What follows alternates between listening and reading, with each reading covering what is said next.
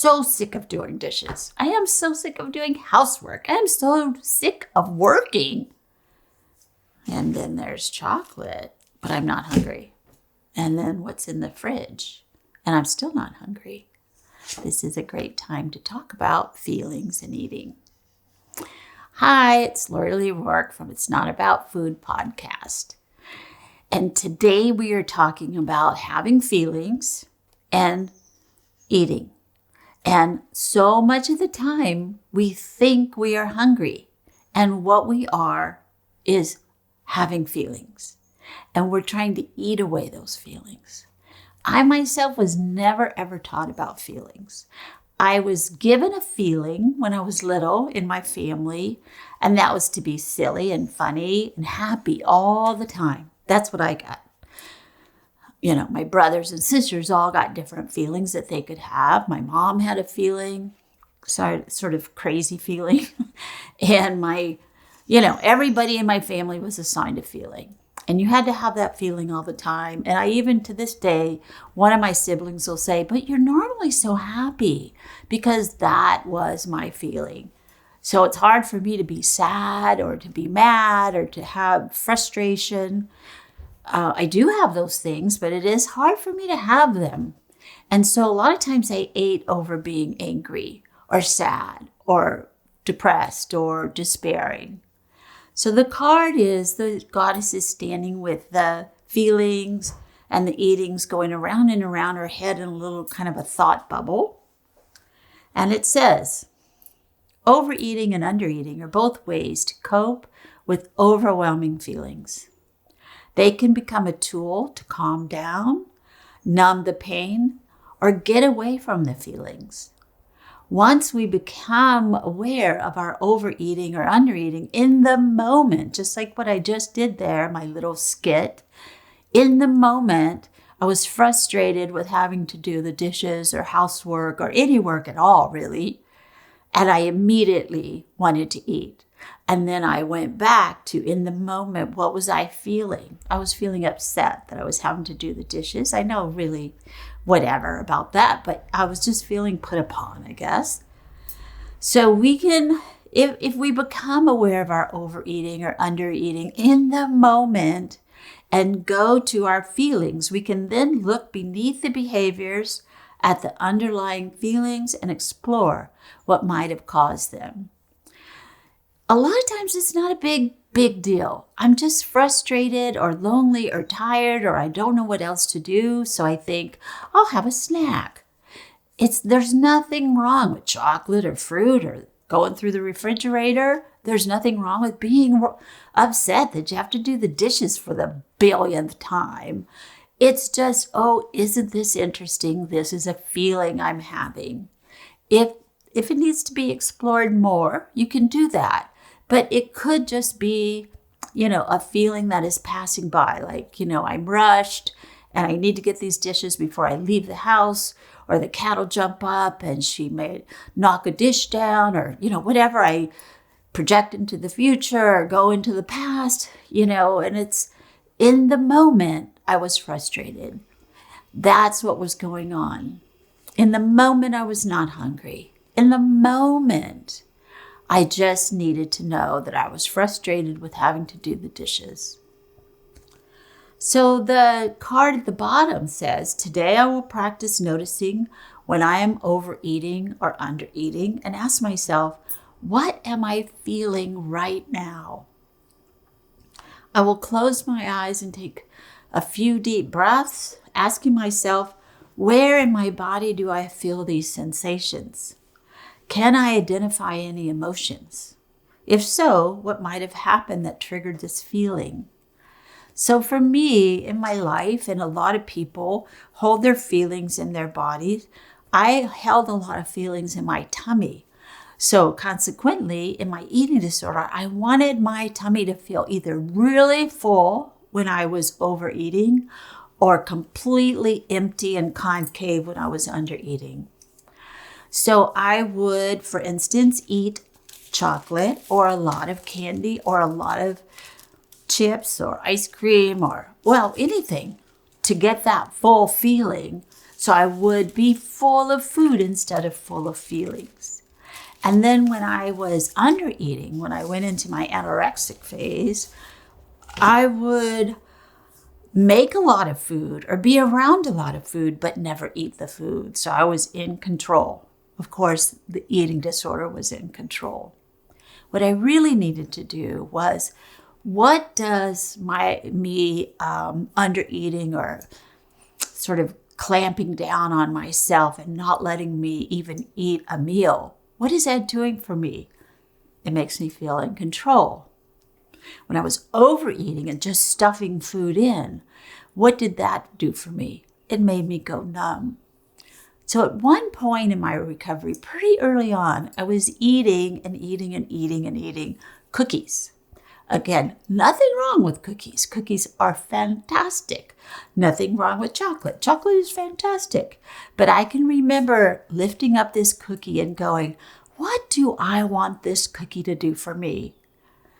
And I just stayed there for just a second, and it said, I want it to give me a hug. Well, a cookie is a great cookie, but it is not a hug. It's not a person. I was missing my mate. I was missing my boyfriend, my husband, my true love. That's what was going on with me at that time. So I put the cookie down and went into the other room where my boyfriend, husband, mate, person, sister, mom, whoever it was that I wanted a hug from was, and I got a hug. And if I couldn't do that, I just hugged myself. I'm right here. I love you. I'm sorry. This is really hard that you're lonely or that you want a hug or a kiss or somebody to sort of pet you like they did, like you wanted as a child. And no one's here. And I just had to have that feeling. Once I did that, I wasn't lost in that feeling. I didn't drown in that feeling. I just went on and I was okay. It took a little while, but I would come back to every time I wanted to eat and I wasn't hungry, every time I refused to eat, but I knew I was hungry, every time I did, I smoked or drank or ran around with the wrong kind of person or spent way too much money, I would at some point be able to stop and say, what am I doing? What am I feeling? Well, how am I trying to help myself with this feeling? And then have compassion that's what I learned how to do a long time ago. Because happy was my only feeling as a child. When I would have these other feelings, I would have to do something about them because I wasn't allowed to have those feelings. Nobody in my family ever said, Laurelee is not always happy, because I had to show that face. So alone in my house or in my kitchen and I didn't get happy or I wasn't happy, I would have to do something about that. And I don't know. I don't think anybody can always be happy, So I want to say that eating is always appropriate and always good and always fine. But to get into the intuitive eating part of recovery, which is eating when you're hungry, stopping when you're full, and eating what your body is asking you for, is a way to work yourself out of your eating disorder. It's very hard to do that if you keep eating for feelings. And again, take it easy, a lot of compassion.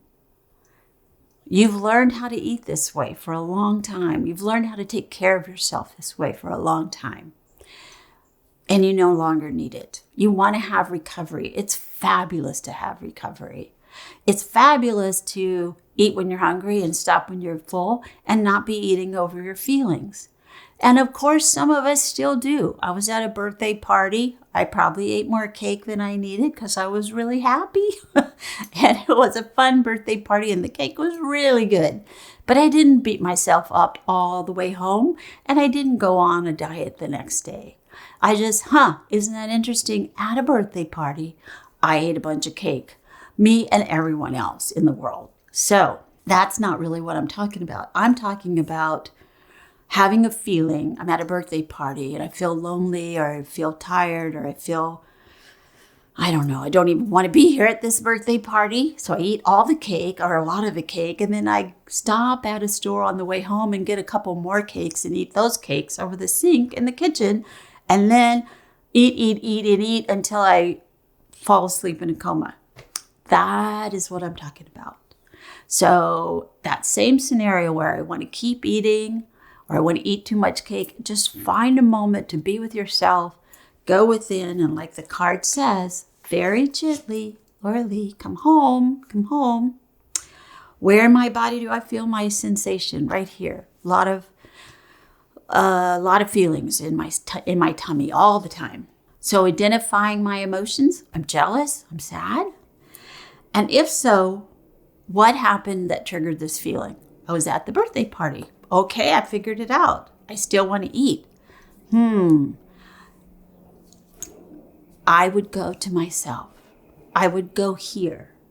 I love you. I'm right here. You have friends. You have a community. And if you don't, you can get one. You're okay.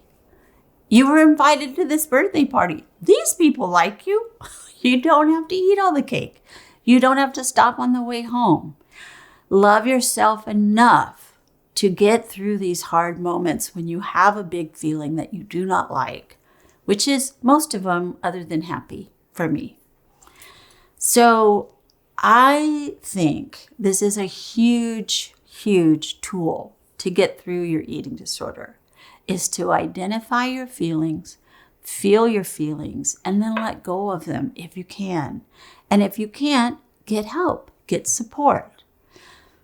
Listen to the podcasts.